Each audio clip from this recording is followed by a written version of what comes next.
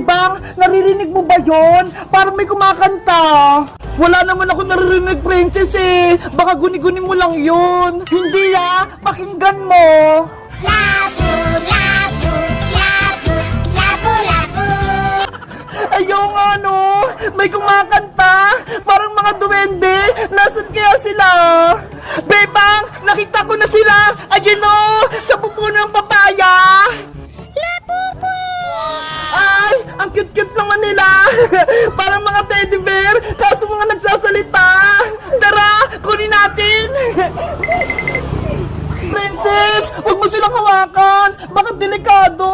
Hindi yan, Bebang. Matatakutin ka naman. Bahala ka dyan, Ano kaya kukunin ko dito? Ang cute nila. Ay, ito na lang. Mukha siyang matapang. Sabi ko sa'yo, Bebang hindi sila mapanganib, mababait sila. Ako din, kukunin ko yung isa.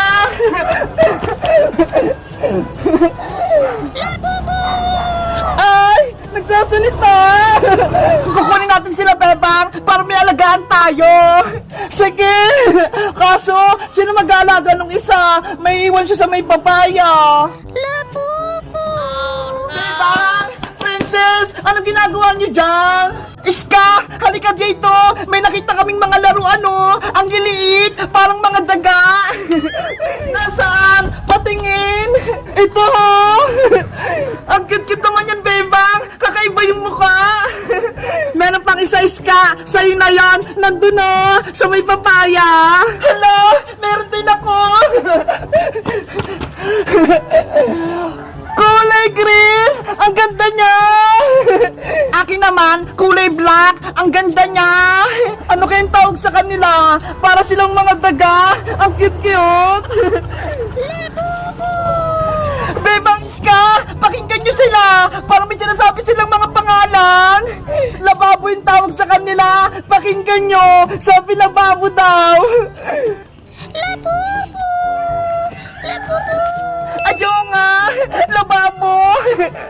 Ang galing natin! Nakahanap tayo ng lababo! Tag-iisa pa tayo! Sana lumaki na sila para pwede ko siya lutuing adobo!